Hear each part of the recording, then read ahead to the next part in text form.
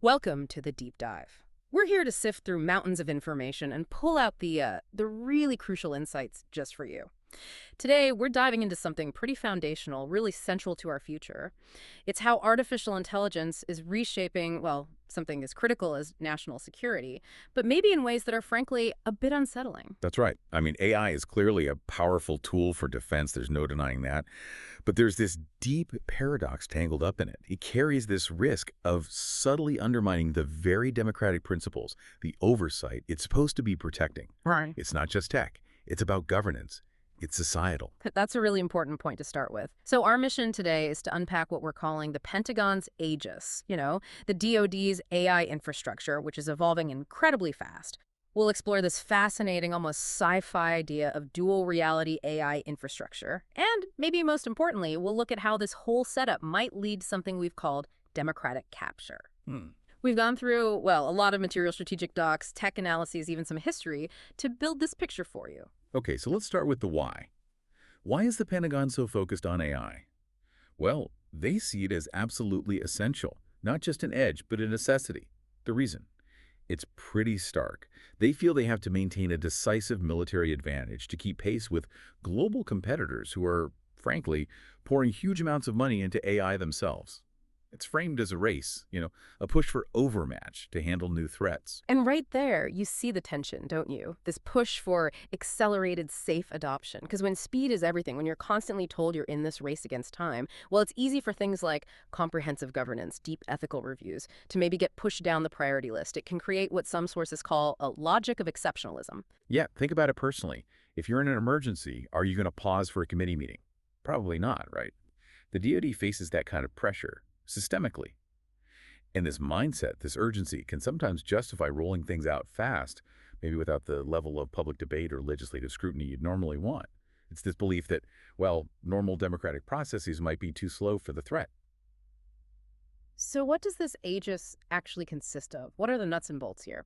The foundation seems to be something called the Joint Warfighting Cloud Capability, or JWCC. Right, the JWCC. Think of it as the DoD's massive, multi-billion-dollar cloud shopping contract.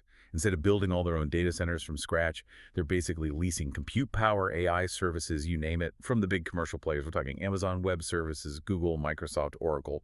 So the same kind of cloud tech that might stream your movies could be processing military intelligence, and not just at HQ, but all the way out to the tactile edge. And that tactical edge piece is really important. We're talking about deploying this powerful AI in places where connectivity might be terrible. These denied, disconnected, intermittent, and limited environments, DDIL, they call them. Imagine being out there, under pressure, maybe offline. The sources suggest this can create zones of unregulation. Exactly, where actual human oversight, auditing, it just becomes incredibly difficult because of the circumstances on the ground. How do you really ensure accountability when these advanced systems are operating in those kinds of conditions, sometimes disconnected? It's a massive challenge. That idea of limited accountability, it really brings us to Project Maven. This initiative seems like a key early example, a pathfinder for DoD AI, showing both the power and maybe the pitfalls. It started back in 2017, right? Using machine learning to sift through huge amounts of data, spot targets, help humans make decisions. Yeah, and it moved fast from just an idea to being used in the real world. It was involved in the Army's first AI-enabled artillery strike. That was during the Scarlet Dragon exercises. Basically, AI spots a target, a human says, okay, then the AI signals the weapon system. It's also been used maybe more quietly in things like the Kabul airlift in 2021, supporting analysis related to Ukraine in 2022, and even as recently as 2024, helping narrow down targets in places like Iraq and Syria. And the efficiency numbers are just, well, they're kind of mind-blowing. Sources say for some targeting tasks, Maven cut the number of people needed from around 2,000, like in Operation Iraqi Freedom, down to maybe just 20. Let that sink in. 2,000 people's work now done by 20 with similar results. That's incredible efficiency, sure, but what does it do to the human role in warfare? That's the critical nuance, isn't it? There is a human approval step. The idea is to maintain meaningful human control. But imagine the pressure, the speed of the data, the AI recommendation popping up. Does that approval risk becoming just a quick click? A perfunctory click, as the sources put it. The human's in the loop, technically, but are they truly in control? Or just validating? This gets into that whole algorithmic accountability gap. Who's responsible? Okay, so you've got these powerful systems potentially operating in fuzzy zones of oversight, making super fast recommendations. Whose job is it to make sure they're used responsibly? That seems to fall to the Chief Digital and Artificial Intelligence Office, the CDAO. They're meant to push AI adoption, yes, but also operationalize responsible AI or REI.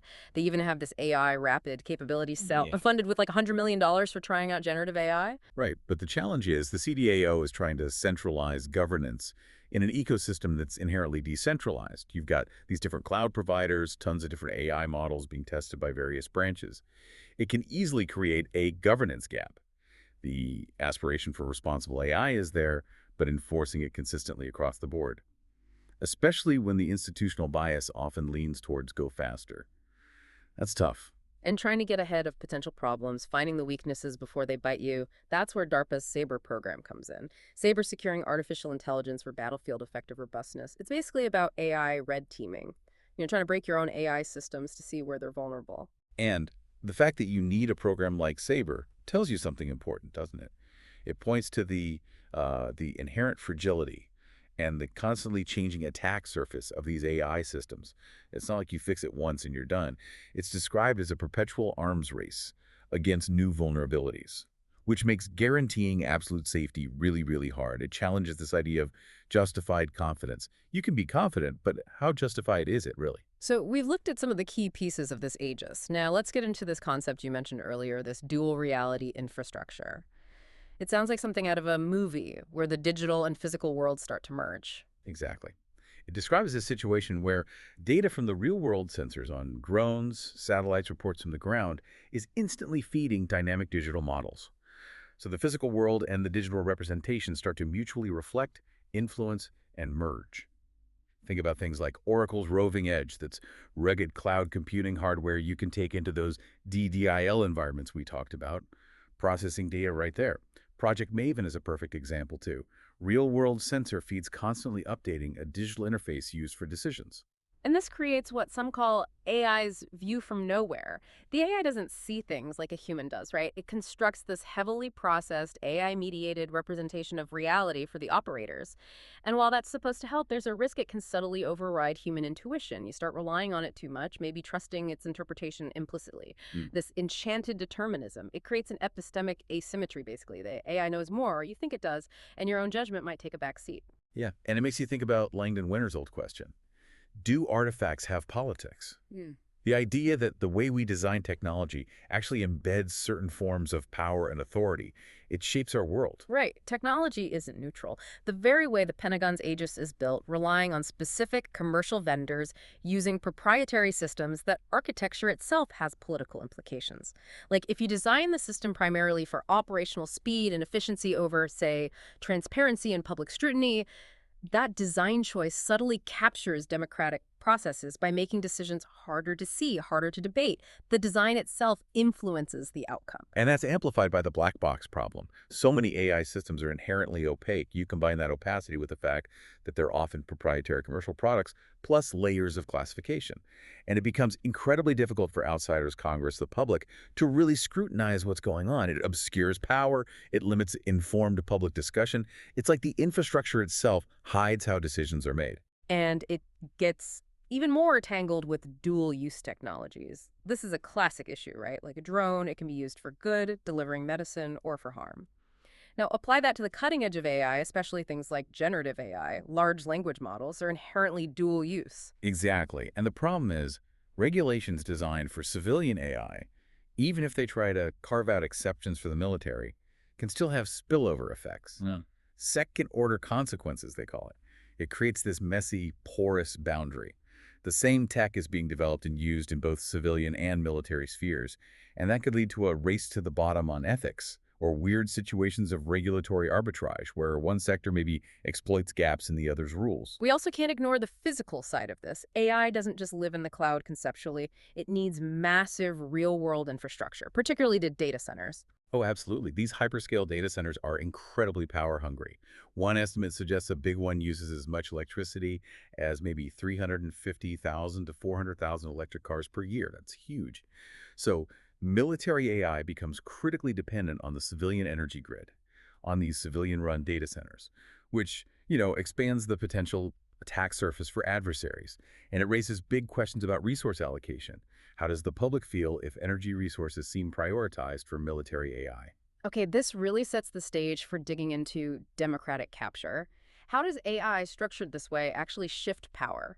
Let's start with the market itself. You mentioned the big cloud providers. Yeah, the concentration is really striking. You've got AWS with around 31% of the cloud market, Microsoft Azure with 20%, Google Cloud at 10%, and for the specialized chips, the GPUs that power a lot of this advanced AI, NVIDIA is estimated to hold something like 80 to 90% of that market. And it's not just the hardware, it's their whole CDA software ecosystem around it, which makes it really hard and expensive for customers, like the DoD, to switch to a competitor. So that leads directly to vendor lock-in, right?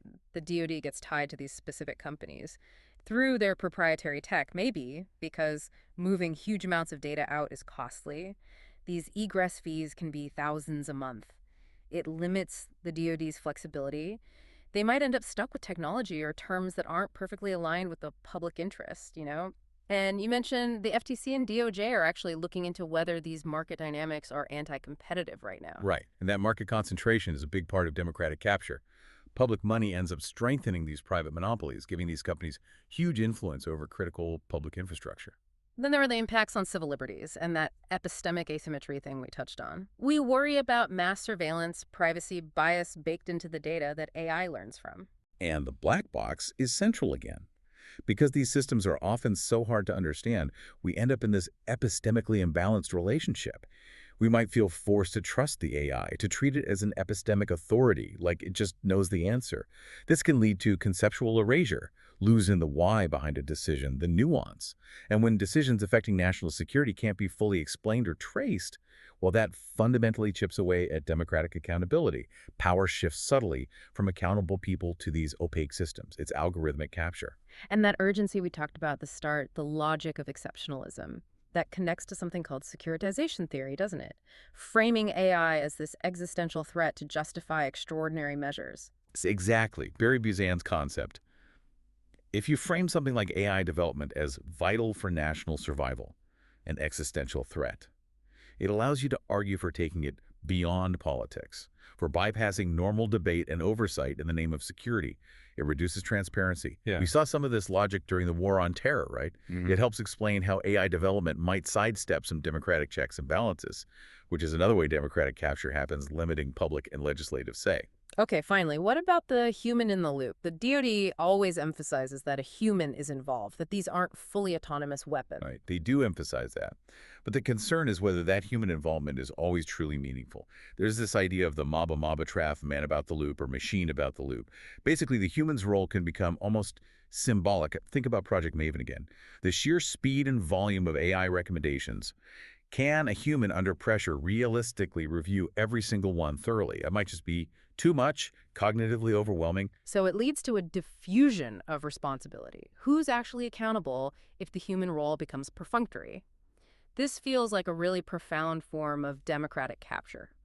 De facto decision-making power shifts away from accountable humans to algorithms that we can't fully interrogate, makes it incredibly hard to ensure things like legal and ethical rules of engagement are followed, or even know who to hold responsible if something goes wrong. So putting all of this together, how do we push back? How do we aim for accountable governance and protect democracy as AI gets more powerful? One interesting idea is compute governance. Compute governance, how does that work? Well, it focuses on the fact that the computing power needed for large-scale AI is actually something you can track. It's detectable, excludable, and quantifiable.